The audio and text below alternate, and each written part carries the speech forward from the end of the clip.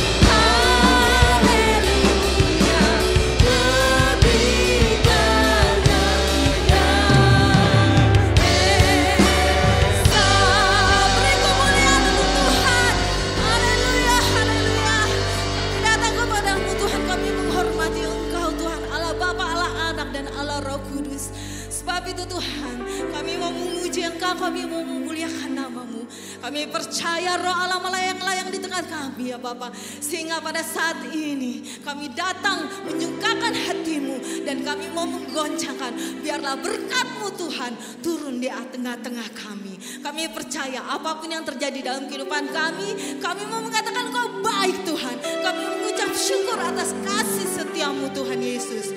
Terima kasih, urapi kami semua tanpa terkecuali Tuhan. Terima kasih Tuhan Yesus, terima kasih Roh Kudus. Kau ambil alih Tuhan. Kau ambil alih Tuhan kebaktian pada siang hari ini. Bekerjalah, berkaryalah di tengah-tengah kami Tuhan. Terima kasih Yesus. Kita sama kata-kata amin. Kita tetap berdiri. Kita mau besarkan Tuhan. Kita mau melayakan Dia dengan pujian-pujian kita. Amin. Amin.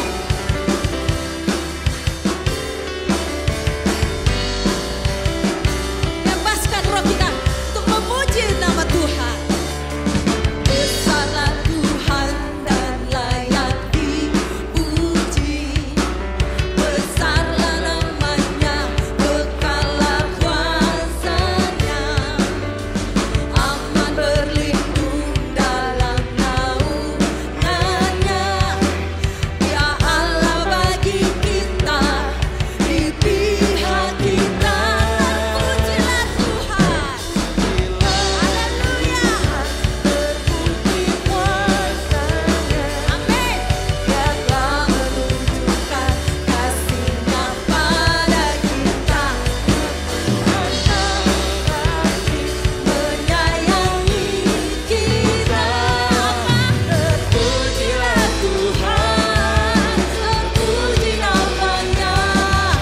Yesus Allah perkasa. Amin.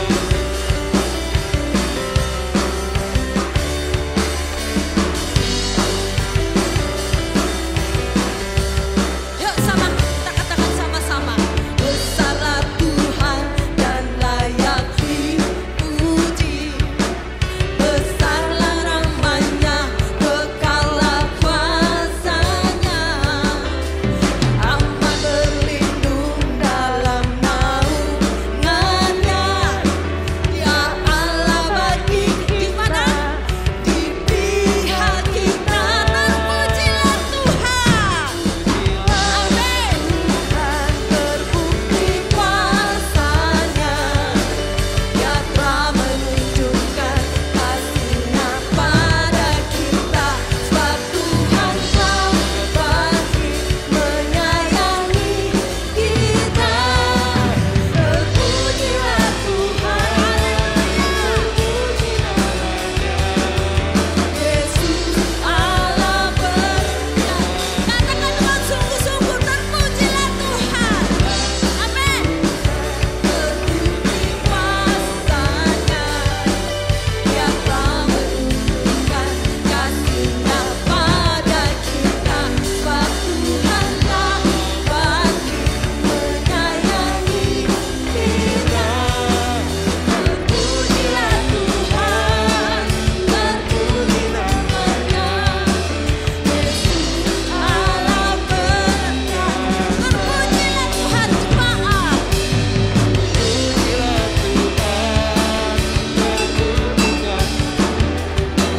Yesus Allah berkata. Terpujilah Tuhan. Pujilah Tuhan, terpuji namanya. Yesus Allah berkata. Yesus Allah perkasa. Yesus Allah perkasa. Yesus Allah perkasa.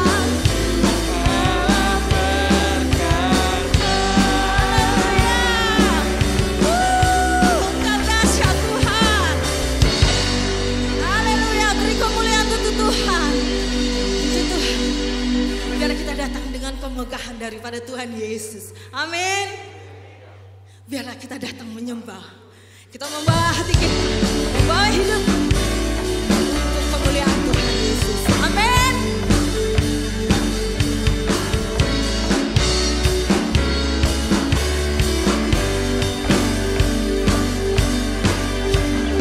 Hadapan kemegahan-Mu, ku datang menyembah-Mu, membawa hatiku, membawa hidupku. Ku terima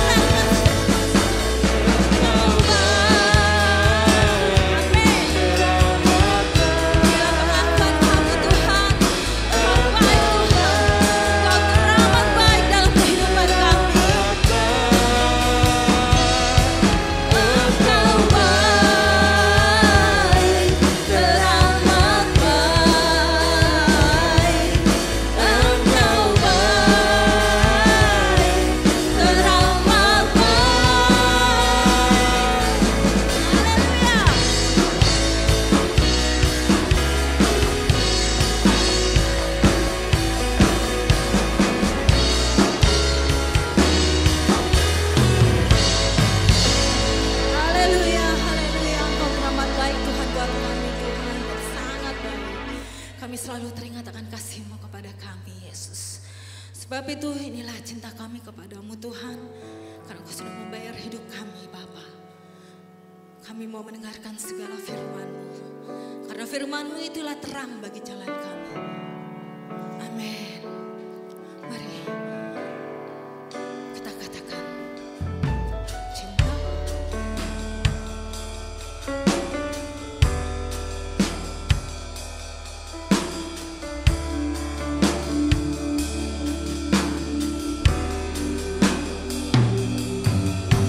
Kau telah buktikan cinta-Mu padaku.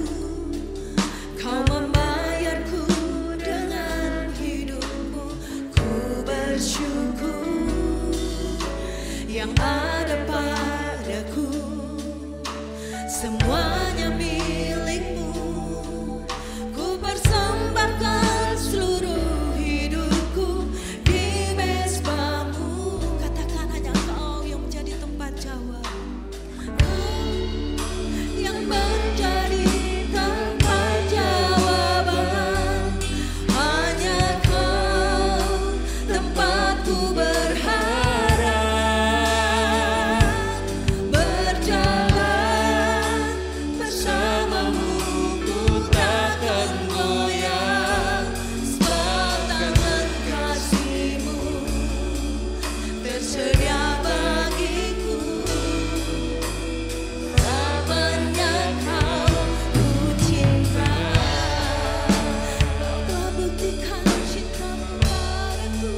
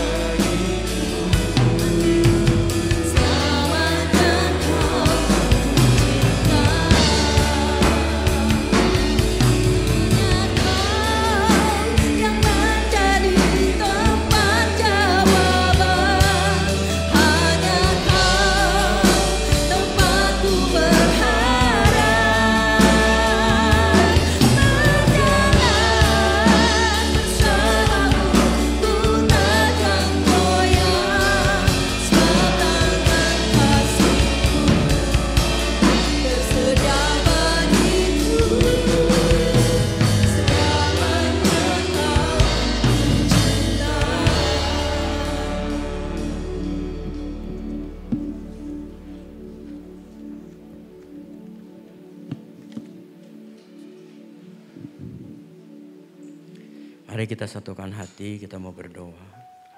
Kami bersyukur kalau kami boleh ada pada hari ini semata-mata karena kemurahan Tuhan, pimpinan dan perlindungan-Mu. Kalau kami boleh ada di tempat ini, kalau kami boleh menaikkan syukur lewat pujian kami karena anugerah juga daripada-Mu. Biarlah apa yang kami sudah naikkan boleh berkenan kepada-Mu ya Tuhan. Kami menyerahkan seluruh kegiatan kami dari awal sampai selesai ke dalam pimpinan tangan Tuhan. Saat ini kami akan masuk mau mendengar firman-Mu, kiranya Tuhan membuka hati dan pikiran kami, supaya apa yang kami dengar betul-betul memberi dampak dalam hidup ini. Berkati umat Tuhan yang sudah melakukannya dengan benar. Di dalam nama Yesus Kristus Tuhan kami alaskan doa kami. Haleluya.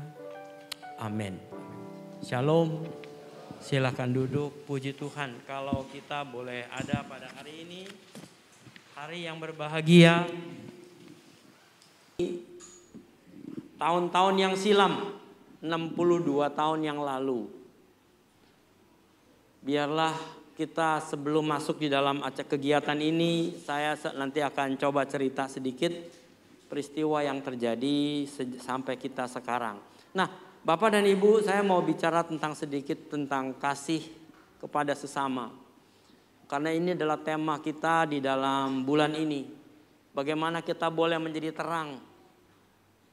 Itu adalah tema utama di dalam seluruh kegiatan kita. Supaya kita tahu di dalam kehidupan kita untuk bisa menjadi terang. Salah satu bagian adalah bagaimana kita bisa mengasihi sesama kita. Nah, kita mau lihat hari ini di dalam 1 Yohanes pasal 2 ayat 10. 1 Yohanes pasal 2 ayat 10. Bisa ditampilin ke depan. 1 Yohanes pasal 2 ayat 10. Bunyinya begini. Barang siapa mengasihi saudaranya, ia tetap berada di dalam terang. Dan di dalam dia tidak ada penyesatan. Transparansi saya aja dikeluarin.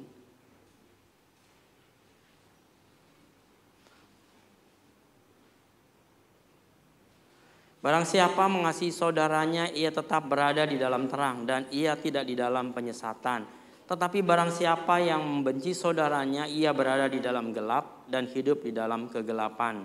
Ia tidak tahu kemana ia pergi karena gelap telah membutakan matanya. Nah, itu adalah ayat di dalam 1 Yohanes pasal 2 ayat 10 dan 11. Nah, kalau kita renungkan di dalam ayat ini, kalau kita pikirkan di dalam ayat ini nggak bisa muncul ya?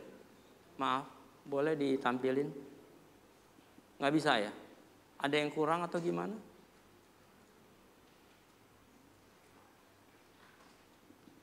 Ya sudahlah, saya akan bicara aja ya. Oke, kalau kita bisa mengerti di dalam konteks ayat ini berkata, barang siapa mengasihi saudaranya.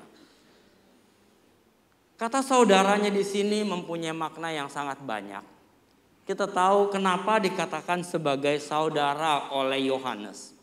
Yohanes menuliskan kata-kata ini karena dia ingat apa yang Yesus pernah katakan kepadanya. Yohanes dengan Yesus itu tidak ada hubungan darah.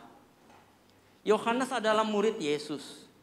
Yohanes adalah anak dari salah satu keluarga Maria. Dan kita tahu itu memang merupakan satu kondisi yang keadaan pada masa itu. Sebelum Yesus mati, ketika dia bersama dengan murid-muridnya, dia berkata kepada semua muridnya, kamu adalah saudaraku. Terus kepada perempuan-perempuan yang mengikut kepada Yesus pada waktu itu yang agak sudah lebih tua dari dia, dia berkatakan, kamu adalah ibuku. Jadi pada masa itu mulai dikenal bahwa saudara yang sama seiman, saudara yang sama di dalam konteks bersama-sama dengan Yesus, itu mereka katakan saudara. Nah, kita bisa mengerti kalau kita berkata seperti ini bahwa kita tahu bahwa semua anak-anak Tuhan zaman sekarang ini kita bisa katakan itu adalah saudara kita. Nah, ayat ini berkata, jikalau kita tidak bisa mengasihi saudaranya, ia tetap berada kalau ia mengasihi saudaranya, ia berada di dalam terang. Ayat ini jelas mengatakan kita diminta untuk saling mengasihi. Kita diminta untuk betul-betul mengasihi. Karena bagaimana mungkin kita bisa mengasihi kalau tidak ada objek. Saya mengasihi A, maka ada objeknya A. Saya mengasihi B, ada objeknya B. Nah, ayat ini berkata kita harus saling mengasihi sesama kita manusia. Yesus memberikan perintah, kasihilah Allah Tuhanmu dengan segenap hatimu, dengan segenap jiwamu, dengan segenap akalmu. Itulah hukum yang pertama. Hukum yang kedua adalah kasihilah juga sesamamu manusia seperti dirimu sendiri. Inilah hukum yang kedua. Jadi kita tahu kita tidak mungkin bisa mengasihi saudara kita. Kita tidak mungkin bisa mengasihi teman kita, sahabat kita sekaliannya. Karena kalau kita nggak bisa mengasihi mereka, bagaimana kita bisa mengasihi Allah yang tidak kelihatan? Kita mesti belajar mengasihi dulu dengan sesama kita. Makanya belajar kasih itu dimulai dari keluarga. Orang tua mengasihi anak, sehingga anak mengasihi anaknya lagi. Dari sini kita bisa tahu kemudian saudara ada di dalam keluarganya mengasihi sesama saudaranya, mengasihi sesama teman-temannya dan sebagainya. Itu dimulai, kasih itu dimulai dari sana. Itu sebab mengapa kekristenan perlu meningkatkan yang namanya mengasihi saudara. Ayat ini jelas mengatakan kita harus mengasihi saudara kita kalau kita ada di dalam terang. Artinya kalau kita di dalam terang, kita mesti mengasihi saudaranya. Nah, ini poin yang penting sekali. Ayat ini dengan kata-kata ini maka kita bisa mengerti. Coba diklik dong, ini nggak jalan kayaknya. Klik, bisa diklik, bantuin saya. Nah, saling mengasihi berarti kasih kepada sesama. Terus satu lagi, klik lagi. Nah, itu artinya tetap hidup di dalam terang. Berarti kita hidup di dalam terang. Kalau kita hidup di dalam terang atau kita ada di dalam terang, maka kita harus saling mengasihi. Nah, bagaimana kita bisa mengatakan kita hidup di dalam terang? Nah, pengertian hidup di dalam terang, coba diklik lagi. Terus, nah itu yang pertama, kita dikatakan hidup di dalam terang. Kalau kita mulai mengatakan hidup di dalam terang, maka yang pertama adalah kita harus punya hidup baru. Paulus berkata, barang siapa yang percaya kepadanya itu adalah kejadian baru. Jadi kita punya kehidupan di dalam terang, artinya kita punya hidup baru. Sekali lagi diklik. Kalau kita sudah melaksanakan yang namanya hidup baru, maka kita punya kehidupan. Langkah kita dalam kehidupan ini adalah melakukan perintah Tuhan. Yesus jelas mengatakan kamu harus melakukan perintahku. Kamu harus melakukan apa yang menjadi perintah Allah. Nah, ini yang menjadi titik persoalan kedua. Kita mungkin bisa berkata kita punya hidup baru. Ciri orang yang punya hidup baru adalah terjadinya perubahan. Alkitab kita berkata, kalau dulu kita adalah orang yang hidup tetapi di mata Tuhan mati. Kenapa? Karena Alkitab berkatakan bahwa kita ada di dalam dosa. Kalau orang di dalam dosa, dia adalah mati. Makanya Yesus berkata di dalam Yohanes pasal 3 dikatakan, barang siapa yang percaya kepadaku, dia memperoleh hidup yang kekal. Kalau yang tidak percaya, dia memang sudah dihukumkan. Artinya dia memang sudah di dalam kondisi dihukum Tuhan, yaitu mati. Nah, hidup baru adalah pindah dari kematian kepada hidup yang kekal. Makanya kita tidak lagi mengalami yang namanya mati kekal itu. Karena kalau kita tidak percaya kepada Kristus, artinya kita punya hidup ini mati di mata Tuhan. Dan kalau kita betul-betul mati dan kita kemudian betul-betul kematian itu terjadi, maka betul-betul itu ada di dalam kematian kekal. Nah, Yesus mengatakan kita sudah dipindahkan dari maut kepada hidup yang kekal. Dari kematian kepada hidup. Makanya dia berkata, akulah kebangkitan dan hidup. Barang siapa yang percaya kepadaku tidak akan mati. Melainkan beroleh hidup yang kekal. Terus kita katakan, bagaimana mungkin aku tidak akan mati? Kalau memang Tuhan izinkan untuk kita tidak mati, kita memang tidak akan mati. Dia datang, kita langsung diangkat, tidak mengalami kematian. Tapi jangan lupa, walaupun andai kata kita mati, Yesus menyambung, kalaupun kau sudah mati, engkau akan hidup. Berarti kalau kita memang mati, kita akan hidup. Nah, inilah yang disebut hidup kekal. Untuk mencapai kehidupan ini, hidup baru ini, yang namanya hidup yang Tuhan berikan kepada kita, maka kita mesti melakukan kehidupan yang baru, yaitu melakukan perintah Allah. Berapa banyak di antara kita yang tahu apa itu perintah Allah? Kita paling tahu perintah Tuhan satu, jangan tinggalkan ibadah. Tiap minggu kita sekali ibadah. Ayat ini mengatakan jangan tinggalkan ibadah, itu perintah Tuhan. Oke, fine. Kita nggak mau lupakan untuk ibadah. Perintah yang lain bagaimana? Banyak banget, ada beberapa poin yang kita mesti catat dalam hidup kita ini. Salah satu di sini dikatakan saling mengasihi. Melakukan perintah Tuhan, semakin banyak yang kita tahu, semakin baik yang kita bisa kerjakan. Marilah baca Alkitab kita dengan baik supaya kita bisa mengerti apa itu perintah Tuhan. Yang ketiga, hidup di dalam terang. Sekali lagi tolong dibantuin saya dong. Ya, Allah mengasihi kita. Ingat sekali lagi, kita nggak bisa sendiri mengasihi. Itu sebabnya Allah mau memberitahukan kepada kita, aku mengasihi kamu. Bahwa Allah mengasihi kita bukan hanya mengasihi ditandai dengan bagaimana Allah mengasihi. Allah membuktikan bahwa Dia mengasihi kita. Karena begitu besar kasih Allah akan dunia ini, akan kita, maka diberikannya anaknya yang tunggal, Yesus Kristus namanya. Itulah bukti kasih Allah sehingga Yesus datang ke dunia ini.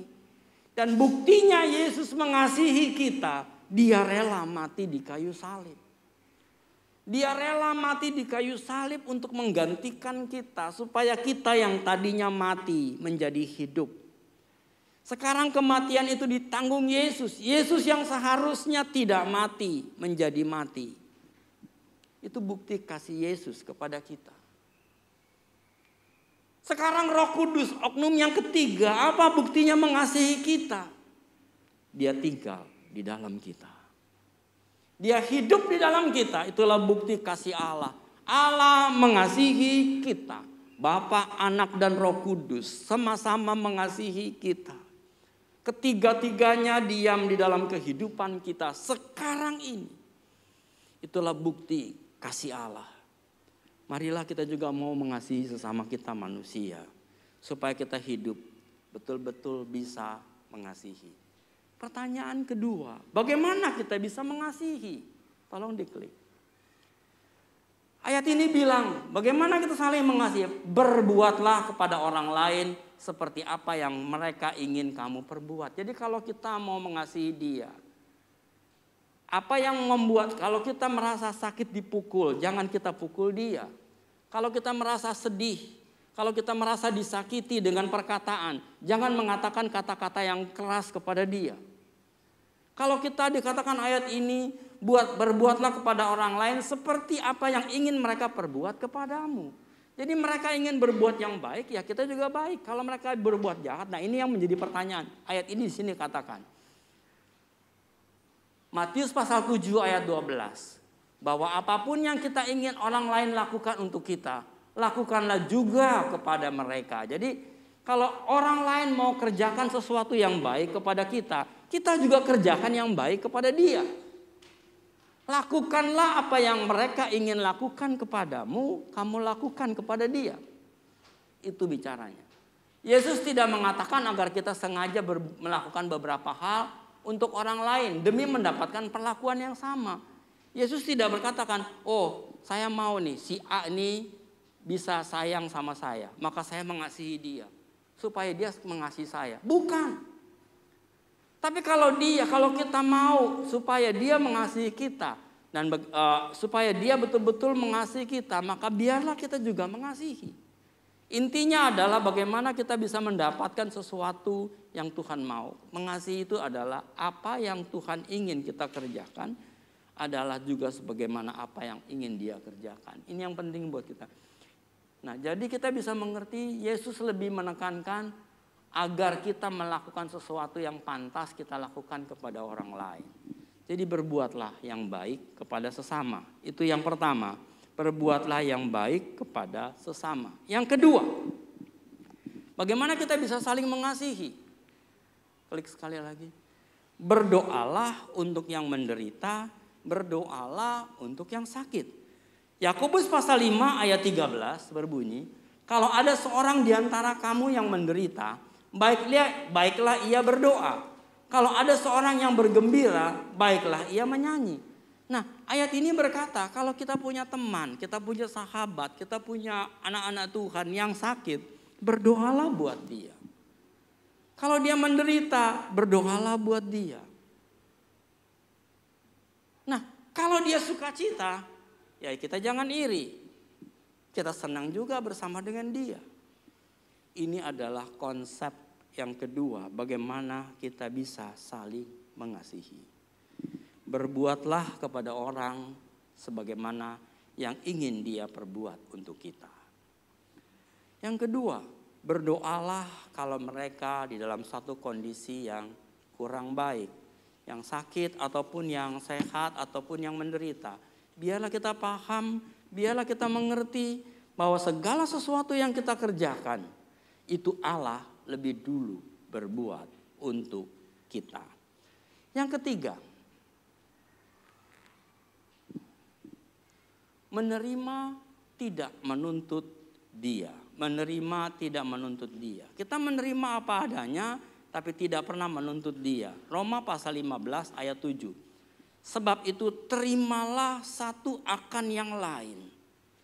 Terimalah satu akan yang sama lain. Sama seperti Kristus juga telah menerima kita untuk kemuliaan Allah. Jadi kalau ada satu kumpulan, ada satu himpunan, ada satu persekutuan, terimalah teman-teman kita, sahabat-sahabat kita. Nah, itu yang menunjukkan bahwa kita bisa membuatkan kasih kita kepada mereka. Jadi kita boleh menunjukkan kasih kita kepada mereka dengan menerima mereka apa adanya. Jangan pikir, waduh kalau dia kaya kita terima, kalau dia miskin enggak juga. Atau kalau dia pintar kita terima, atau dia bodoh kita nggak mau, dan sebagainya. Tidak, kita harus menerima apa adanya. Karena ayat ini mengatakan terimalah satu akan yang lain. Sama seperti Kristus yang telah menerima kita. Yesus tidak memandang derajat kita. Yesus tidak memandang kamu kaya atau kamu miskin. Kalau kita melihat kekayaan dari seluruh murid Yesus, maka Yohanes adalah murid yang paling kaya. Kalau kita pandang dari seluruh murid-murid Yesus, yang miskin itu banyak banget. Kalau kita pandang orang-orang yang pandai, maka Paulus adalah murid yang paling pandai, walaupun dia tidak secara langsung murid Yesus. Kita tidak bisa melihat kondisi dan keadaan dia, agar supaya kita bisa menerima dia.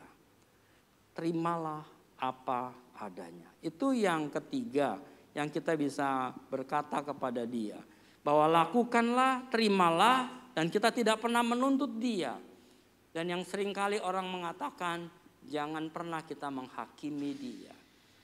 Mentang-mentang kamu miskin atau karena kamu bodoh dan sebagainya kita menghakimi dia. Tidak. Ayat ini tidak menuntut kita seperti itu, tetapi menerima mereka apa adanya. Ini yang ketiga. Yang keempat, saya sengaja speed up di sini karena banyak acara ya. Ya oke, yang keempat, saling menasehati. Roma pasal 15 ayat 14. Saudara-saudaraku, aku sendiri memang yakin tentang kamu, bahwa kamu juga telah penuh dengan kebaikan dan dengan segala pengetahuan dan sanggup untuk saling menasehati. Jadi kita tahu kalau kita di sini saling menasehati, kata kunci di sini saling menasehati. Paulus berkata kepada jemaatnya yang ada di Roma, aku tahu, Paulus bilang, saudara-saudara, aku yakin tentang kamu. Jadi Paulus yakin tentang umatnya, anak-anak Tuhan yang ada di Roma, bahwa kamu telah penuh dengan kebaikan. Jadi umatnya pada waktu itu penuh dengan kebaikan. Mereka rajin berbuat baik. Walaupun dengan segala macam yang mereka punya, dengan hikmat pikirannya, kalau mereka punya pengetahuan, dengan kemampuan yang ada pada mereka, mereka saling mengasihi, mereka saling menerima, dan yang terpenting sanggup untuk menasehati. Kalau ada temannya yang lemah, dia nasehati, dia berikan petunjuk, dia berikan kesempatan untuk dapat terus tumbuh di dalam perkembangannya dengan baik. Ini penting dalam kehidupan kita untuk saling mengasihi. Di sini saling menasehati, penuh dengan kebaikan dan dengan segala pengetahuan dan sanggup untuk saling menasehati. Jadi ada banyak contoh sebenarnya yang kita bisa ungkapkan. Tadinya saya mau kasih ada 8 item, tapi saya pikir kebanyakan lah, 4 aja cukuplah hari ini. Kita tahu kita bisa saling mengasihi. Nah, di sini dengan cara bagaimana? Berbuatlah kepada orang lain seperti apa yang mereka ingin perbuat kepadamu, yang pertama. Yang kedua, berdoalah kepada dia kalau mereka itu sakit, atau di dalam kesulitan, atau dalam penderitaan. Yang ketiga, terimalah umat yang ada pada umumnya dengan sukacita, bukan dengan respek sesuatu yang berbeda. Yang keempat, saling menasehati. Kalau kita bisa melaksanakan 4 poin ini doang, saya percaya kita sudah saling mengasihi. Nah, ayat ini bilang, barang siapa yang tidak melakukan kasih. Saya balik ke ayat kita tadi, Yohanes pasal 2. Barang siapa yang tidak mengasihi, yang tidak di dalam kasih. Jadi kalau dia tidak mengasihi, ayat 11, kalau dia tidak mengasihi, artinya dia mungkin bisa berlawanan dengan kasih, itu adalah benci. Orang yang tidak mengasihi adalah orang yang membenci. Nah, ini yang perlu kita garis bawahi, hati-hati dalam kehidupan kita. Berarti kita ada di dalam gelap. Karena ayat ini berkata, kalau ayat 11 berkata, siapa yang membenci saudaranya, ia berada di dalam gelap dan hidup di dalam kegelapan. Ia tidak tahu kemana dia pergi karena kegelapan itu telah membutakan matanya. Jadi saya ingin ingatkan kita bahwa hendaklah kita hidup di dalam kasih. Nah, jikalau kita hidup di dalam kasih, maka kalau kita tidak hidup di dalam kasih, maka kita ada di dalam gelap. Maka kita coba lihat ayat selanjutnya, saya mau kasih lihat ini. Tidak melakukan kasih, klik sekali lagi. Iya, tidak melakukan kasih, maka kita ada hidup di dalam gelap. 1 Yohanes 2 ayat 9 yang tadi kita baca. Dan kemudian kita klik sekali lagi. Ini ayatnya, barang siapa berkata bahwa ia berada di dalam terang, tetapi ia membenci saudaranya, ia berada di dalam kegelapan. Jadi kalau kebalikannya, kalau kita tidak melaksanakan yang namanya kasih, atau kita lebih parah lagi sampai sedemikian rupa. Karena kalau kasih tidak ada, maka kasih itu akan menjadi tawar. Alkitab kita berkata, bahwa nanti akhir zaman apakah ada kasih di dunia ini? Karena kasih itu akan menjadi tawar. Dan yang lebih parah lagi, pada masa mau kedatangan Yesus tahun-tahun terakhir, manusia itu tidak ada lagi kasih, bahkan dia saling membenci. Dia tidak lagi saling mau membagi. Bagaimana dia bisa bertahan hidup aja sudah luar biasa. Itu sebabnya di akhir zaman nanti, di tahun-tahun terakhir, kejahatan semakin meningkat. Kebencian semakin tinggi. Tidak ada kasih.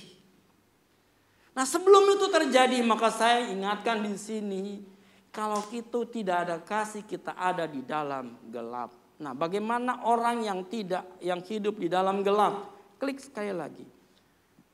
Tolong satu. Nah. Oke, satu klik lagi. Iya.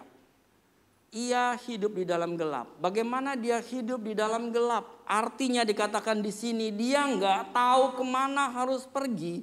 Kalau kita lihat orang di dalam gelap itu nggak tahu ini jalan, ini jalan. Kalau kita di dalam gelap, kita nggak tahu jalan mana yang benar, jalan mana yang ada. Artinya kita buta. Orang yang ada di dalam gelap, dia itu sebenarnya buta, nggak bisa ngelihat. Coba aja Anda merem jalan, kita sulit untuk jalan dengan baik. Tak tubruk sana, tubruk sini. Makanya orang yang ada di dalam gelap, dia buta. Orang yang ada di dalam gelap itu bayi. Bayi itu matanya belum bisa lihat. Lahir bayi itu nggak bisa lihat matanya, walaupun terbuka. Tapi dia nggak bisa melihat banyak. Nanti beberapa hari kemudian atau beberapa hari barulah dia bisa melihat. Nah, ini sebabnya mengapa dikatakan yang membutuhkan pertolongan. Seorang bayi membutuhkan pertolongan. Nah, Alkitab juga lebih menjelaskan kita, dikatakan kalau kita bisa melihat dengan saksama. Kalau kita ada di dalam gelap, nah kita akan hidup di dalam gelap. Dan semakin kita hidup di dalam gelap, semakin kita mau merasakan orang lain terus mengasihi saya. Berapa banyak kita berpikir, kita menuntut orang untuk mengasihi saya atau mengasihi kita. Kita sering berpikir, aku ini susah, tolong dong aku ini sengsara, bantulah aku. Nah, itu sebabnya mengapa dia ada di dalam tekanan. Apakah Allah mau menekan dia? Ini saya seringkali suka bertanya. Ada orang yang di dalam penderitaan. Apakah Allah sebenarnya ingin menekan dia dalam penderitaan? Enggak. Allah itu kasih. Kalau Allah itu kasih, mengapa dia membiarkan anaknya seperti itu? Jangan lupa, ada memang orang-orang yang tertentu yang memang hidup di dalam satu kondisi seperti itu. Tapi itu tidak lama. Contohnya Ayub, itu memang diuji Tuhan. Memang Tuhan izinkan dia. Atau banyak lagi anak-anak Tuhan yang lain yang Tuhan izinkan. Tapi kalau itu ujian Tuhan, yakinlah ketika engkau keluar, engkau akan mendapatkan lebih dari apa yang pernah kamu punya. Tetapi kalau kita tidak mendapatkan lebih dari apa yang kita punya, pertanyaannya, kenapa ini terjadi? Marilah kita merenungkan, mungkin kita salah, mungkin kita tidak benar. Bertobatlah supaya Allah memperbaiki kita. Atau kita jangan menjadi orang-orang yang betul-betul ini sebagai orang yang kegelapan, yang tertekan, orang yang menderita. Akhirnya dia melupakan Tuhan. Kalau dia sudah melupakan Tuhan, dia tinggalkan Tuhan, dia hidup di dalam gelap, maka bapaknya adalah iblis. Pendusta.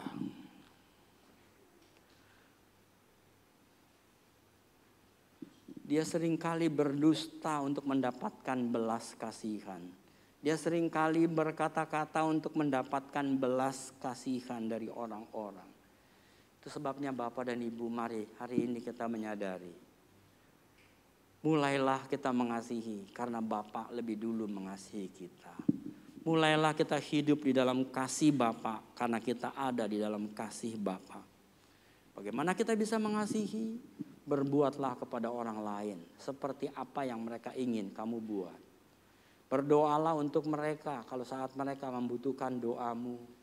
Terimalah mereka tanpa menuntut dia dan tanpa menghakimi dia di dalam himpunan persekutuan. Saling menasehati, itulah yang penting di dalam kekeluargaan. Jangan kita meninggalkan itu, kalau kita tinggalkan itu maka kita hidup di dalam gelap. Kalau kita hidup di dalam gelap maka kita buta, kita bayi, kita pendusta. Bangkitlah, keluarlah dari situasi yang salah. Maju kepada hidup yang kekal. Kristus Tuhan, Juru Selamat kita. Amin. Mari kita berdoa.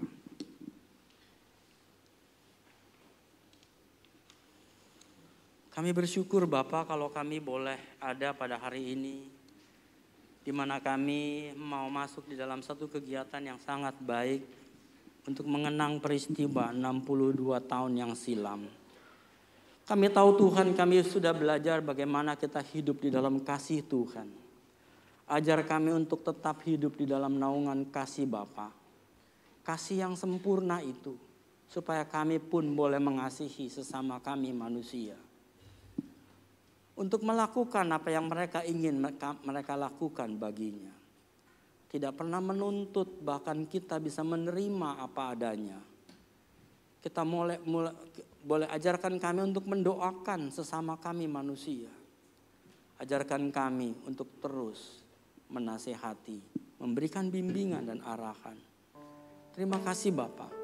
Jangan biarkan kami sendiri, melainkan biarlah Kristus Tuhan yang hidup di dalam kami lewat Roh Kudus akan memberikan kekuatan kepada kami. Segala puji dan hormat kami kembalikan kepadamu. Di dalam nama Yesus kami sudah berdoa. Amin. Amin. Saya akan masuk di dalam bagian yang kedua, yaitu perjamuan kudus.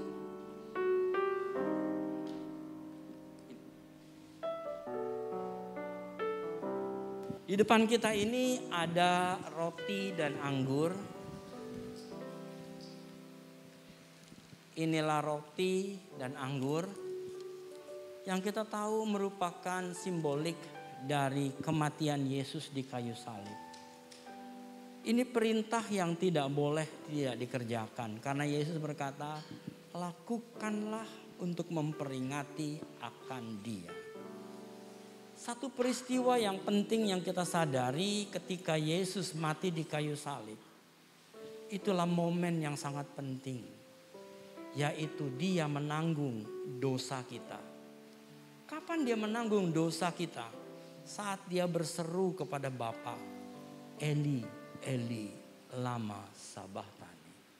Yang menunjukkan bahwa dosa kita dipikul Dia sehingga Bapa meninggalkan Dia.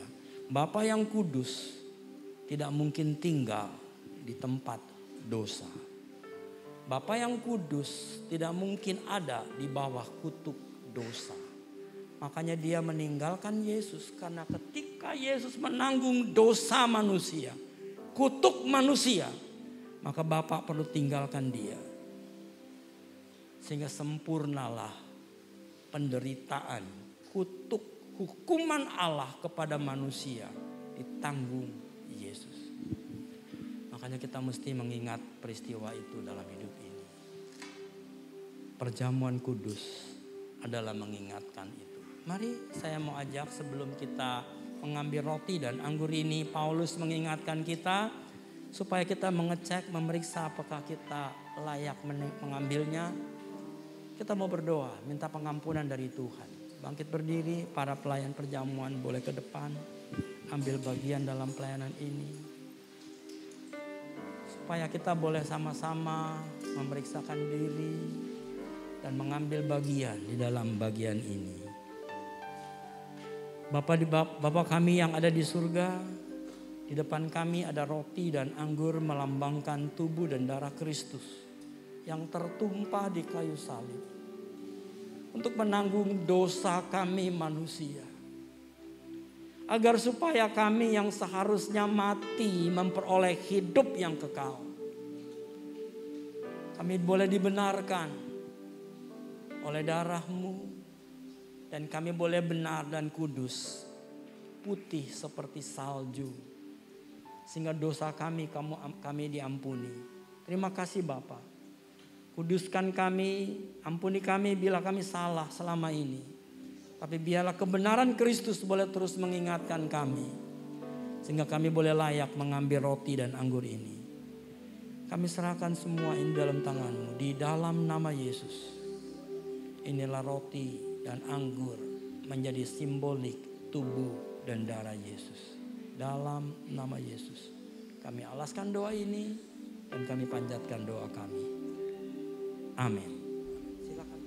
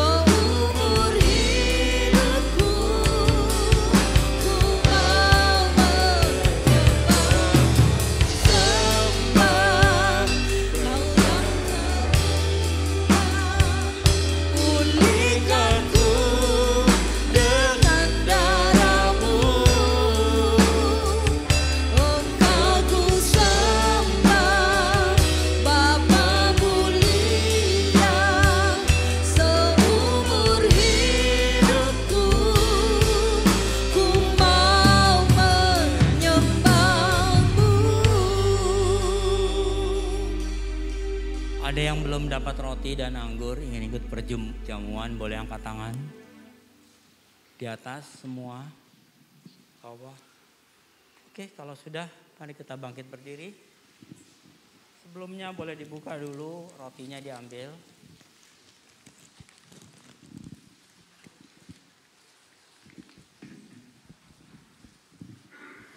Saya mengajak pikiran kita kepada 2000 tahun yang silam. Yesus yang mati di salib, dia tanpa dosa, dijadikan dosa. Supaya dosa kitalah yang ditanggung dia di kayu salib. Segala kesalahan kitalah yang dipikulnya. Orang pikir dia kena tulah, dia kena hukuman Tuhan. Bangsa Israel menganggap dia adalah hukuman Tuhan yang harus mati karena menyatakan dirinya Allah. Mereka tidak pernah menyadari bahwa segala kesalahannya lah. Yesaya berkata, penyakit kitalah yang ditanggungnya. Dosa kitalah yang dipikulnya. Kesalahan kitalah yang diterimanya. Supaya kita beroleh hidup yang kekal.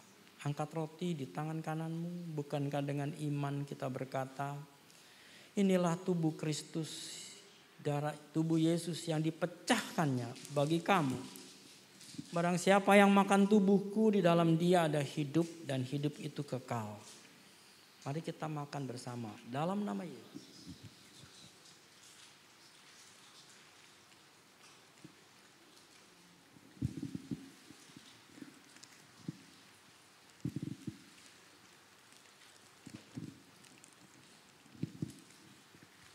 Sekarang saudara boleh buka cawanmu.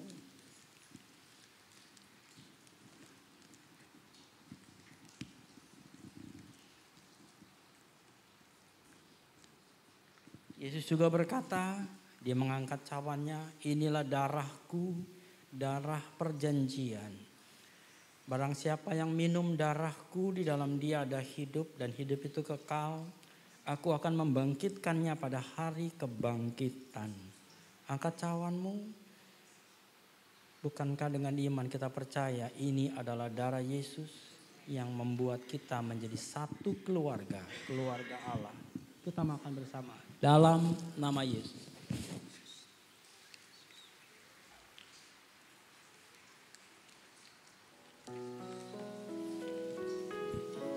Sekarang di dalam tubuh kita mengalir tubuh dan darah Yesus yang membuat kita menjadi satu keluarga, satu tubuh, satu umat, satu bangsa pilihan Tuhan. Kita adalah bagian dari tubuh Kristus. Agar supaya kita memberitakan betapa besar karya Allah yang dikerjakannya di dalam kita. Untuk itu kita harus punya tubuh yang sehat, jiwa yang kuat, iman yang teguh. Kalau engkau sakit, jamalah di dalam nama Yesus. Jadilah dia sembuh. Kuasa Tuhan boleh bekerja hari ini. Di dalam namanya ada kuasa kesembuhan. Dalam nama Yesus. Kalau engkau punya masalah, kan punya problema, punya tekanan. Yesus berkata, marilah kepadaku yang letih, lesu dan berbeban berat. Aku akan memberi kelegaan. Datanglah kepada dia hari ini. Dengan mengatakan, menyerahkan semua apa yang menjadi bebanmu. Di dalam nama Yesus, biarlah bebanmu boleh diangkat, dilepaskan, dibebaskan. Menjadi kita kuat, kita teguh, kita bisa menghadapi setiap masalah dengan kekuatan dan kuasa dari Tuhan yang Maha Tinggi. Terima kasih Bapa, segala puji dan hormat kami kembalikan kepadamu. Di dalam nama Yesus kami sudah berdoa. Amin. Amin.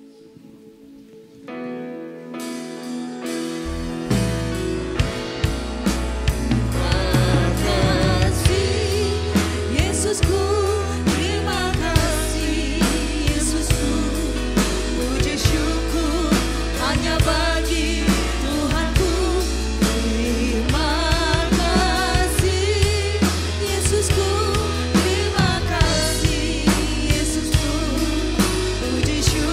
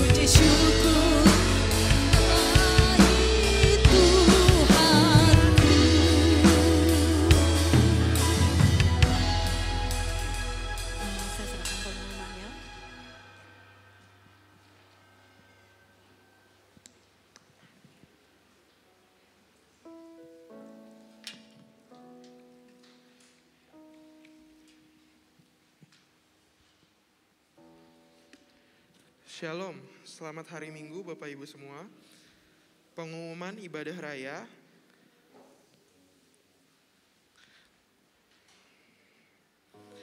Hari Minggu tanggal 2 Juli 2023. Gereja Kristen Pantai Kosta Yerusalem mengucapkan terima kasih banyak untuk pelayanan firman Tuhan dari Bapak Pendeta Jonathan Lukas. Dan biar Tuhan yang berkati baik dalam apapun yang dikerjakan, Tuhan yang tambah-tambahkan berkat. Kami juga mengucapkan terima kasih banyak untuk Bapak Ibu yang terlibat dalam pelayanan hari ini. Tuhan Yesus memberkati. Pengumuman yang pertama, ditemukan uang diumumkan kepada seluruh jemaat GKPI Jatinegara yang merasa ada kehilangan uang atau uangnya tercecer pada saat berada di gedung gereja. Silakan untuk dapat menghubungi sekretariat.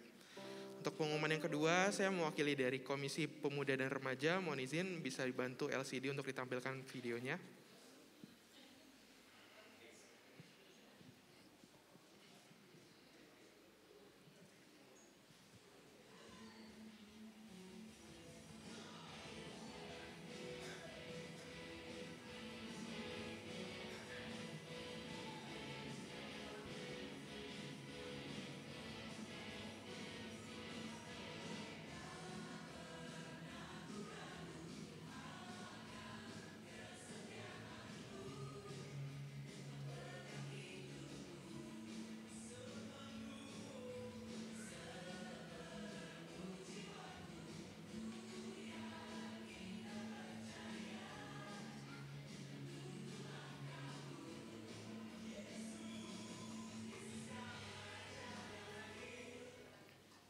Puji Tuhan. Kembali mengajak untuk teman-teman dari pemuda dan remaja, jika ada hati dan ada waktu untuk bergabung, ibadah kita hari Sabtu jam 6 sore setiap hari Sabtu offline di GKPI Jatinegara. Jadi kalau misalnya berkenan untuk hadir, sama-sama kita puji muliakan Tuhan, Komisi Pemuda dan Remaja GKPI Jatinegara. Sekian pengumuman hari ini, Tuhan Yesus memberkati. Tuhan, sekarang kita sudah melihat hari ini hari apa? Hari ulang tahunnya Gereja Kristen Pantai Kosta Yerusalem yang ke-62. Saya undang untuk Bapak Yonatan.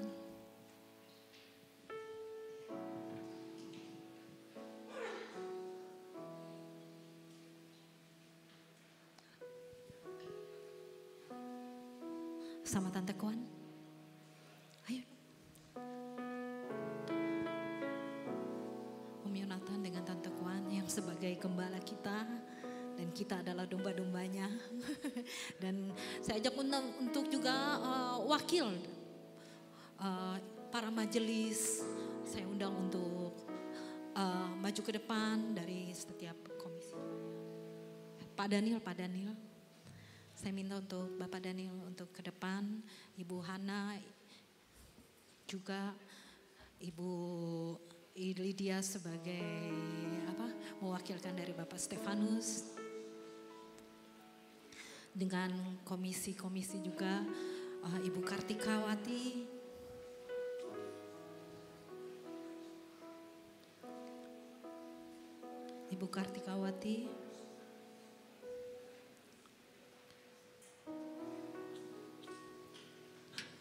yang sudah membimbing kita setiap hari Minggu. Umur 62 bukan umur yang muda, namun asam garamnya sudah dinikmati oleh gereja ini.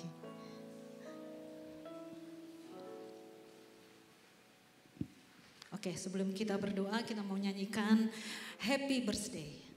Yuk kita semua bangkit. Saya undang untuk Bapak Ibu bangkit berdiri. Kita angkat pujian. Happy Birthday to you. Yuk.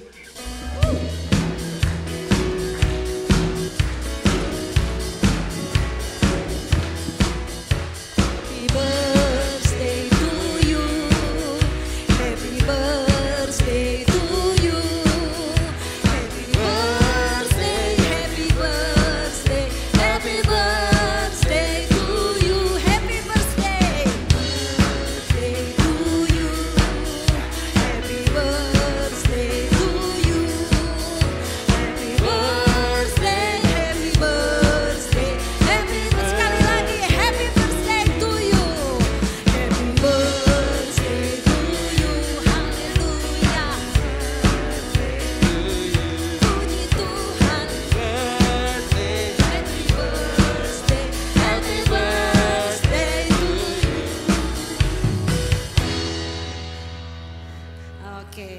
Sekarang Bapak Gembala kita untuk tiup. Kita hitung ya, 1, 2, 3. Oh, foto dulu. Ya. Nanti kita jemaat hitung ya, 1, 2, 3. Nanti semua yang dari depan tiup lilin ya. 1, 2, ayo kita sama-sama. Ulang-ulang ya. Kita sama-sama sebagai jemaat hitung ya. 1, 2, 3.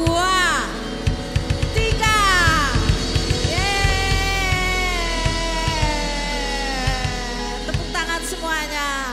Happy birthday Gereja Kristen Pantai Kosta Yerusalem Jatinegara. Tuhan memberkati kita semua. Amin.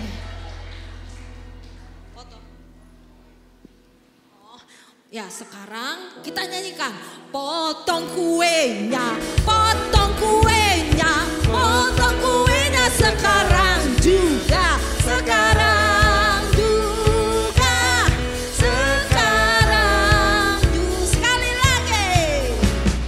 Potong kuenya, potong kuenya, potong kuenya sekarang juga, sekarang juga, sekarang juga.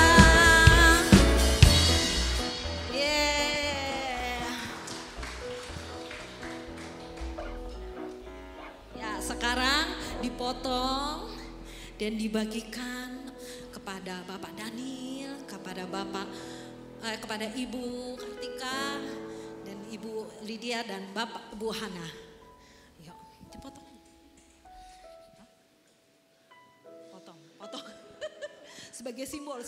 Oh, silakan duduk, jemaat. Hah? Sini nih. Saya. Ya. Cincing. Biasanya dalam lihai dalam potong memotong. Untuk di hari yang spesial. Yuk cincin, keluarkanlah lihaimu.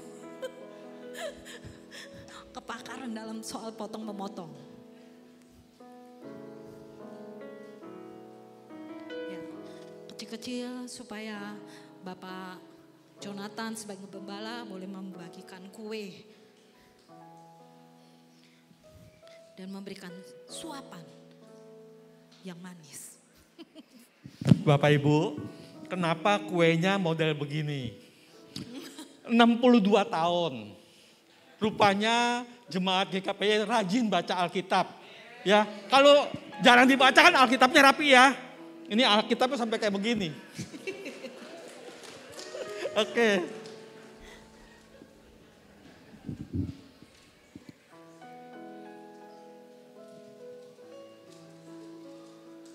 Oke.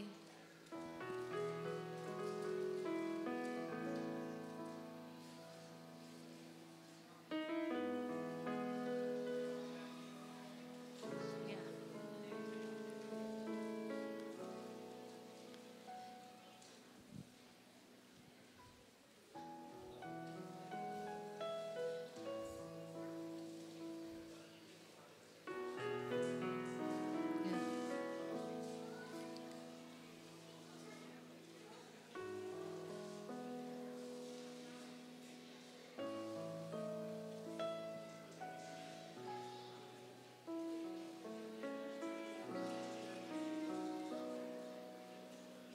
Dia mewakilkan.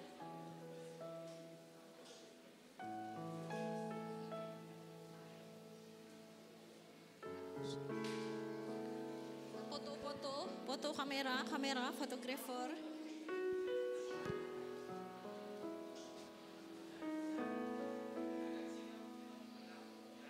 Ya.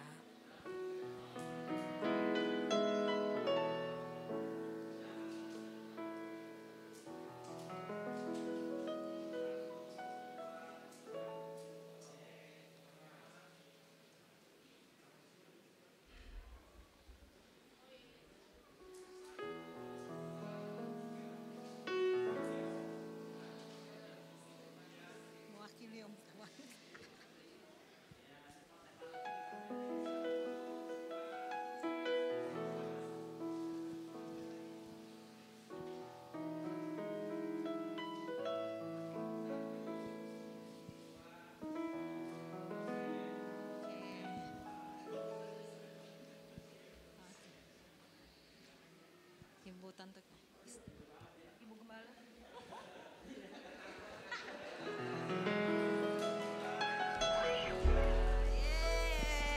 Terima kasih. Ya, kita boleh mendengarkan. Sambutan. Oke, saya mau cerita sedikit ya. 62 tahun. Artinya 62 tahun sudah GKPY berdiri. Sebenarnya tahun 61 itu adalah berdiri jadi 62 tahun. Kalau kita hitung dari 1961 itu sampai dengan sekarang itu artinya 62. Nah sebelum dari tahun 62 ada banyak hal yang terjadi. Jadi kalau kita lihat gereja ini berdiri sebenarnya adalah bukan karena gereja, tapi dulunya adalah persekutuan.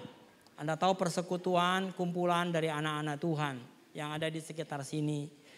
Dan itu dibangun maksudnya berdiri karena rumah dari pendeta Ang Kian Bun memberikan tempatnya untuk melayani jemaat di sekitarnya. Nah karena pendeta itu sudah meninggal digantikan oleh istrinya. Nah nggak lama kemudian istrinya juga meninggal. Pada waktu itu siapa yang mau menggantikannya? Akhirnya sepakatlah dipilih Bapak Pendeta David Lukas. Nah waktu itu tahun 60-an kira-kira. 1960. Dan ketika tahun 61 maka dipikirkanlah gereja ini mesti ada. Berdirilah dari satu nama. Makanya didaftarkanlah Kementerian Agama tahun 1961. Rencananya Gereja Pantekosta Yerusalem itu namanya. Itu yang sudah dicanangkan dari pikiran mereka. Nah Pak Gunawan Santosa, Pak Titus Santosa, sama satu lagi Pak, aduh suaminya Ibu.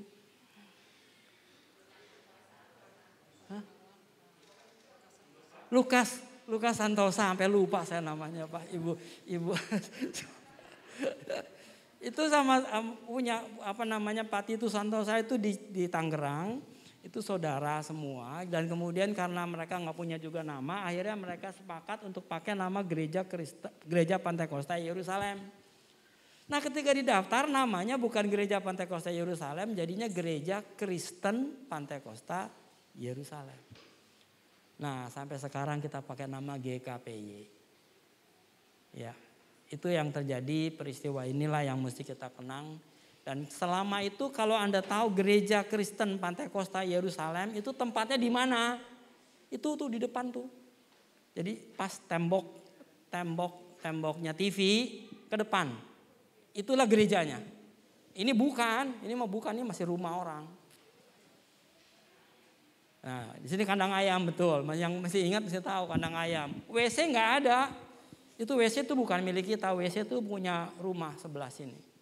Yang punya rumah. Jadi kalau kita mau ke WC kita muter keluar, masuk ke rumahnya, baru ke WC. Itu masuk ke rumah orang. Masuk lewat kandang ayam. Wangi sekali lah. Nah, itu ceritanya. Nah, akhirnya kita berdoa kepada Tuhan, akhirnya tahun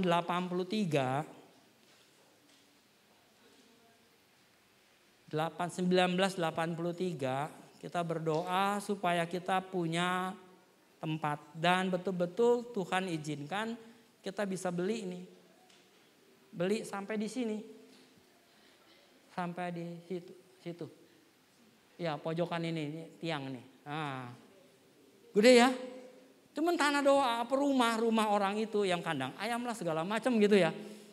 Nah akhirnya kita beli tahun 84 baru dibangun. Jadi kayak begini. 83 akhir lah. Uangnya dari mana? Nggak ada duit, boro-boro punya duit. Beli rumah ini aja, beli tanah ini udah mahal banget. Duitnya nggak ada. Akhirnya kita minta jemaat sumbang bantuan. Dapatnya seberapa jemaatnya sederhana. Tapi Tuhan yang membangun rumah ini. Kenapa? Saya bilangin kamu Tuhan yang membangun rumah ini. Anda tahu semen rumah ini semuanya ini itu dari 3 roda. Tiap bulan di drop 100 sak untuk kita. Nggak pernah berhenti. Pasirnya ada orang yang kirim juga, drop. Selalu dikirimin pasirnya. Nah, kapurnya ya waktu itu pakai kapur ya. Ya kita beli sendirilah. Ya masa nggak mampu beli kapurnya doang. Tapi sampai suatu saat betul-betul kagak mampu. Sehingga nggak pakai kapur-kapuran. Terus kemudian sampai satu kali batanya dari mana? Nggak ada yang bisa beli batanya kita. Tapi ada satu anak Tuhan yang di sini yang punya usaha bata. Batu bata. Tahu dong ya? Nah, dikirimin batu bata ini semua batu bata dari dia. Papa Pendeta Yusuf Kencana. Tahu dong? Saya supaya kamu tahu siapa orang-orang ini yang berjasa buat gereja ini. Dan kemudian kita tahu pada waktu itu juga. Terus ini tanah tegelnya di mana nih? Nggak ada. Masih tanah pelur begitu.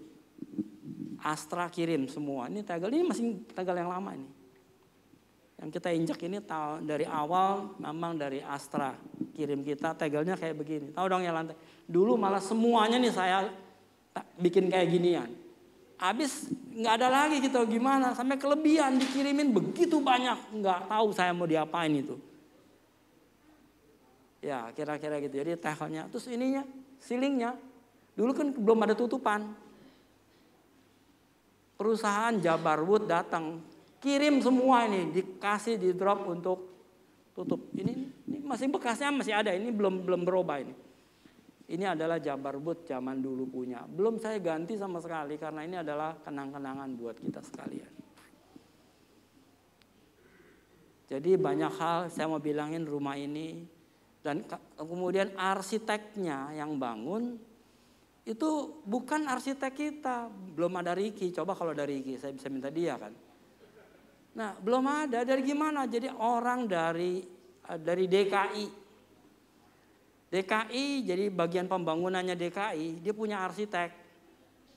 Bob Sulung, bapak itu. Dia desain semuanya, termasuk ini semuanya dia yang bikin, yang dia desain. Langsung kita cuma mengerjakan apa yang dia desain dia dan itu tanpa bayar 1 rupiah pun. Sekali lagi itu adalah berkat Tuhan. Sekali lagi rumah ini berdiri karena Tuhan yang membangun. Karena itu saya mau tekankan satu hal. Bahwa gereja ini adalah milik Tuhan. Jangan kita mengatakan apa-apa. Kita percaya Tuhan itu hadir. Makanya yakinlah kita ibadah Tuhan gak pernah meninggalkan kita. Kalau saya dengar ini satu sedih. Begitu kasihnya Tuhan akan gereja ini. Maka sebab itu marilah kita betul-betul memelihara. Ini adalah bentuk wujud dari tangan Tuhan yang memang membangun gereja ini. Semuanya nggak ada satupun kita punya uang banyak. Nggak ada. Kita nggak punya uang sedikit pun untuk membangun. Tapi semua sumbangan. Dan herannya tidak ada satupun yang kita kenal siapa itu. Orang tua saya nggak kenal, saya nggak kenal. Semua orang-orang yang di situ nggak ada yang kenal dengan orang yang namanya 3 roda, yang namanya Astra, nggak ada. Mereka datang lihat ini lagi dibangun gereja ya. Kamu butuh apa? Cuman gitu doang. Saya butuh ini, langsung di drop, udah selesai. Luar biasa. Jadi tangan Tuhan yang kirim orang-orang ini untuk datang membangun gereja ini. Itu kira-kira proses pembangunannya. Cepet ya, karena semuanya bukannya apa-apa lagi, semuanya beres karena Tuhan yang kirim. Saya lupa ada satu lagi nih, besinya itu dari mana ya? Aduh, saya masih ingat juga. Itu besinya juga ini. Ini semuanya ini adalah strukturnya adalah konstruksi besi, beton. Bukan besi semua strukturnya ini boleh dibilang bukan kayu, bukan apa-apa tapi beton, besi semua. Baja, konstruksinya baja. Sampai ke atas semua konstruksi baja. Dan saya lupa dari siapa itu. Ada yang itu juga bajanya dikirim. Ya, jadi sekali lagi marilah lewat gereja ini kita bisa melihat tangan Tuhan yang ajaib. Yang membangun, marilah kita percaya ini gereja milik Tuhan, jadikanlah kita momen buat Tuhan. Amin. Tuhan memberkati, kiranya kita boleh semakin mengasihi Tuhan. God bless you. Terus mau kemana lagi? Ingat mau apa lagi? Udah. Bahan. Oh. Terima kasih atas kita boleh mendengar sejarah daripada gereja ini. Sungguh luar biasa. Gereja ini boleh tetap berdiri sampai saat ini, bahkan sampai 62 tahun. Jadi benar apa yang dikatakan firman Tuhan. Apa yang tak pernah dipikirkan oleh manusia, tapi justru Allah menyediakan itu semua. Amin. Amin. Kita akan memberikan persembahan. Sebelumnya saya undang yang membawakan persembahan.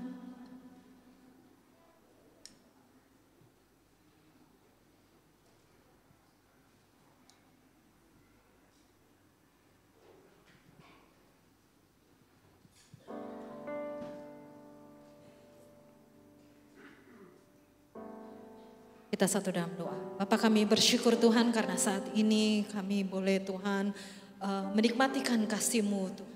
Terima kasih atas berkat-berkat-Mu yang Kau curahkan Tuhan pada setiap hari dalam kehidupan kami.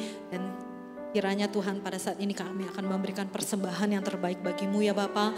Untuk memperlebarkan kerajaan ya Bapa. Kami percaya apa yang kami beri maka kami akan mendapatkan berkat yang luar biasa daripada Tuhan. Terima kasih Tuhan di dalam nama Tuhan Yesus. Amin. Ya, kita akan menyanyikan pujian besar Bapak.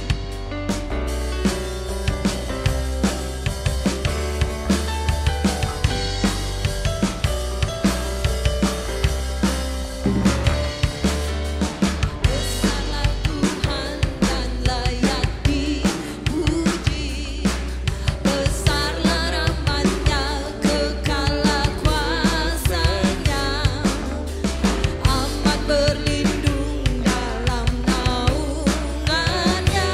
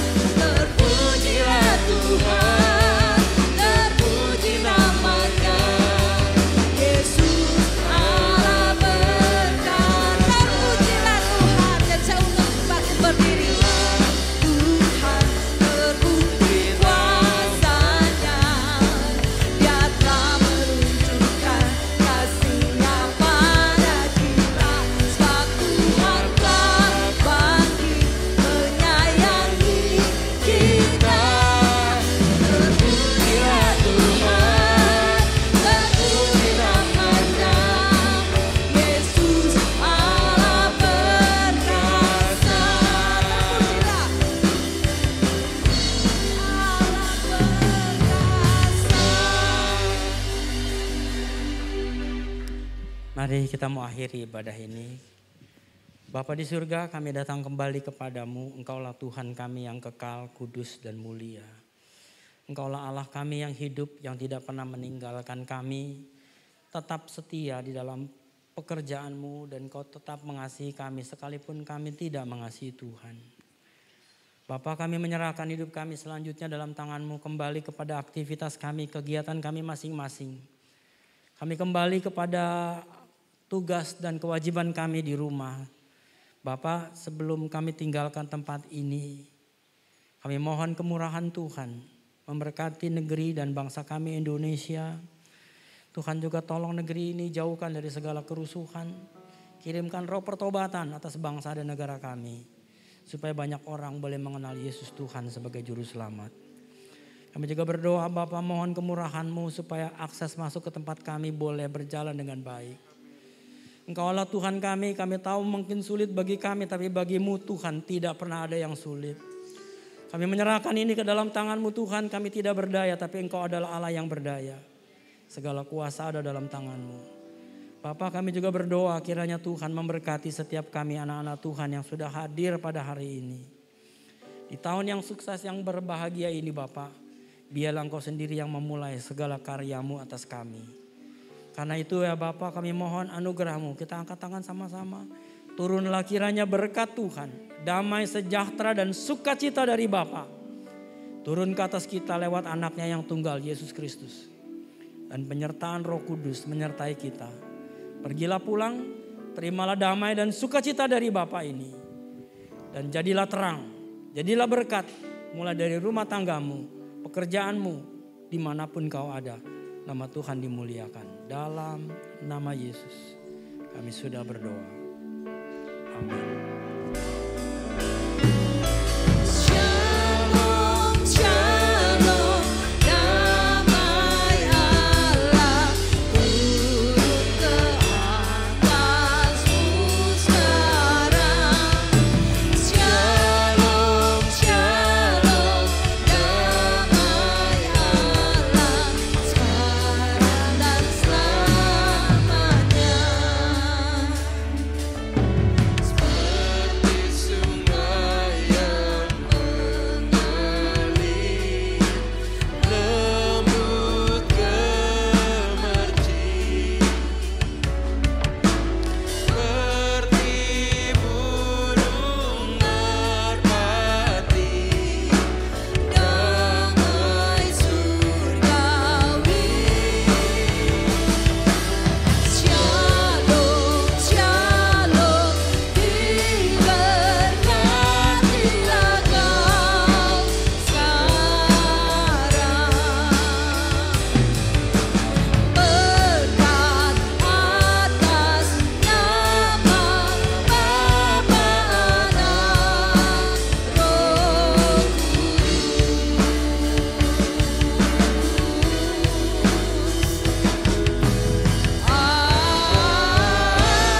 Amin, amin. Selamat pulang dan sampai jumpa minggu depan. Tuhan Yesus memberkati kita semua.